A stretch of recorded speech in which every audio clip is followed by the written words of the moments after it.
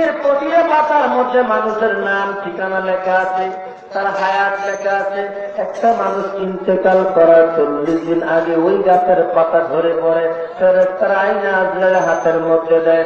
মালাকাল মউত আজরাইল সেই ঠিকানা চাইয়া ওই বাড়িতে ওই সময় হাজির হয়ে যায়।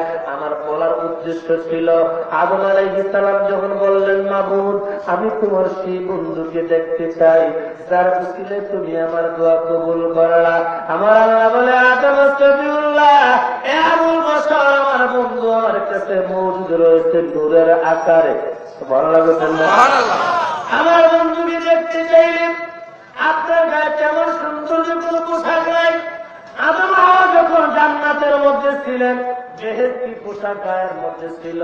গন্ধম ফল খাওয়ার কারণে বেহেশতি পোশাক খুলে পড়া যায়, তার চিহ্ন স্বরূপ রয়েছে। এই দেহের মধ্যে যতগুলো নখ আছে, এই নখগুলি হইল জান্নাতের পোশাক। তাফসীর মাদারিক, তাফসীর দুররে মনসুর, তাফসীর রুহুল বায়ান, তাফসীর রুহুল মানির মধ্যে লিখতেছে, প্রত্যেকটা মানুষের অঙ্গের মধ্যে নখ আছে কি নাই? আছে। যেরকম আছে কি নাই? আছে। এই নখ হলো জান্নাতি পোশাক, পুরো বডির মধ্যে ছিল, গন্ধম খাওয়ার কারণে খুলে পড়ে গেছে। আমার দুইটা হাতের কীর্তনগুলি একত্রিত করেন, দুইটা শরীরের মধ্যে রাখতেছে। আদম সফিউল্লাহ যখন এইভাবে দুইটা আঙ্গুল একত্রিত করলেন, আমার আল্লাহ নূরে মুহাম্মদের দলকে আদম আঙ্গুলের নখের মধ্যে দিয়ে দিল। আদম আলাইহিস সালাম চুমা দিয়ে সঙ্গে সঙ্গে চোখের মধ্যে লাগাইলেন। আবুল বশর আদম সফিউল্লাহ কয়, আমি যখন দুনিয়াতে আসলাম উপরের দিকে তাকাইলে প্রথম আসমান দেখতাম। যেই দিন থেকে নূরে মুহাম্মদকে তাজিম করে চুমা দিলাম, ওই দিন থেকে আমি আদমের দৃষ্টিশক্তি সিদরাতুল মুনতাহা পর্যন্ত পৌঁছে গেছে।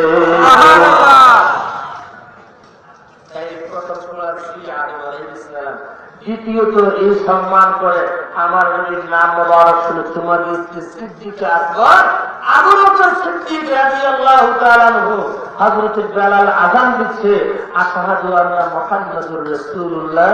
সিদ্দিক আকবর বললেন, কুররাতুল আইনি ইয়া রাসূলুল্লাহ সাল্লাল্লাহু আলাইহি ওয়াসাল্লাম চুমা দিলেন। আযান যখন শেষ হলো, আমার নবীকে আবু বকর যেমনি ভাবে তুমি আমার নাম মোবারক করে তাজিম করে চুমা দিয়ে এমনি ভাবে সম্মান জানা করলে, হাসরের ময়দানে আমি রাসূল তালাশ করে করে আমার সামিয়ানা নিচে করে জান্নাত পৌঁছায় দিই। আর জোরে কর সুবহানাল্লাহ। আবু বকর সিদ্দিক, আমার নবী আবু বকর সিদ্দিক, আমি নবীর নাম মোবারক শোনার পরে যারা এইভাবে তাজিম করে চুমা দিবে, হাসরের ময়দানে আমি রাসূল লোকদের মাঝখান থেকে তালাশ করে কয়, আমি নবী ওদেরকে আমার সামিয়ানা নিচে করে জান্নাতে পৌঁছায়া দিব। আমার নবীর নাম মোবারক শুনে তাজিম করে চুমা দিলে লাভ না ক্ষতি? লাভ। জোরে কর লাভ না ক্ষতি?